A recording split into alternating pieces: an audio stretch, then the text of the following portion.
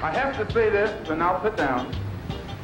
Back during slavery, where fraud is a business model, when black people like me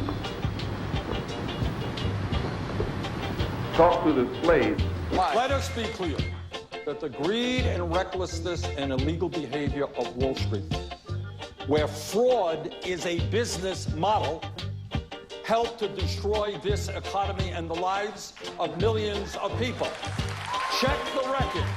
In the 1990s, and in all due respect, in the 1990s, when I had the Republican leadership and Wall Street spending billions of dollars in lobbying, when the Clinton administration, when Alan Greenspan said what a great idea it would be to allow these huge banks to merge, Bernie Sanders fought them and helped lead the opposition to deregulation. Today, it is my view that when you have the three largest banks in America are much bigger than they were when we bailed them out for being too big to fail, we have got to break them up. Look, this is the big banks. I mean, once we repealed Glass-Steagall back in the late 1999s, the big banks, the six of them, went from controlling with the equivalent of 15% of our GDP to now 65% of our GDP. And right before this debate, Secretary Clinton's campaign put out a lot of reversals on positions on Keystone and many other things. But one of them that we still have a great difference on, Madam Secretary, is that you are not for Glass-Steagall. You are not for putting a firewall between this speculative, risky shadow banking behavior. I am. And the people of our country need a president who's on their side, willing to protect the Main Street economy from recklessness on Wall Street. When black people like me talk to the slaves, they didn't kill him. They sent some old house Negro along behind him to undo what he said. You know, I respect the passion and intensity. I represented Wall Street as a senator from New York, and I went to Wall Street in December of 2007, before the big crash that we had, and I basically said, cut it out. Quit foreclosing on homes. Quit engaging in these kinds of speculative behaviors. I took on the Bush administration for the same thing. So I have thought deeply and long about what we're going to do exactly what I think both the senator and the governor want, which is to rein in and stop this risk. And my plan would have the potential of actually sending the executives to jail. Nobody went to jail after $100 billion in fines were paid, and would give regulators the authority to go after the big banks. But I'm telling you, I will say it tonight, if only you look at the big banks, you may be missing the forest for the trees. You have to read the history of slavery to understand this. There were two kinds of Negroes. There was that old house Negro and the field Negro. And the house Negro always looked out for his master.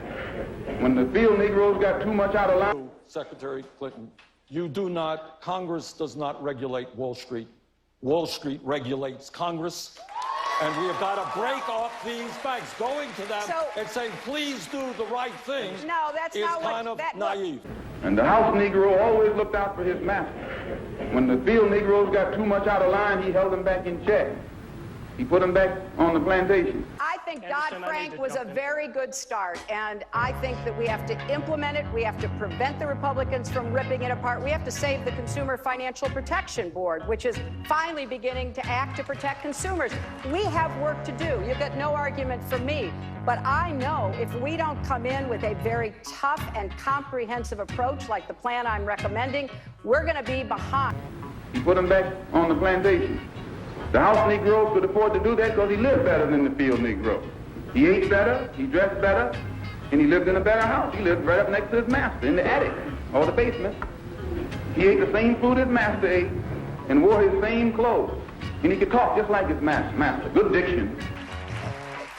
You know, everybody on this stage has changed a position or two. We've been around a cumulative quite some period of time. You know, we know that if you are learning, you're going to change your position. I never took a position on Keystone until I took a position on Keystone. And he loved his master more than his master loved himself. That's why he didn't want his master hurt. If the master got sick, he'd say, "What's the matter, boss? We sick?"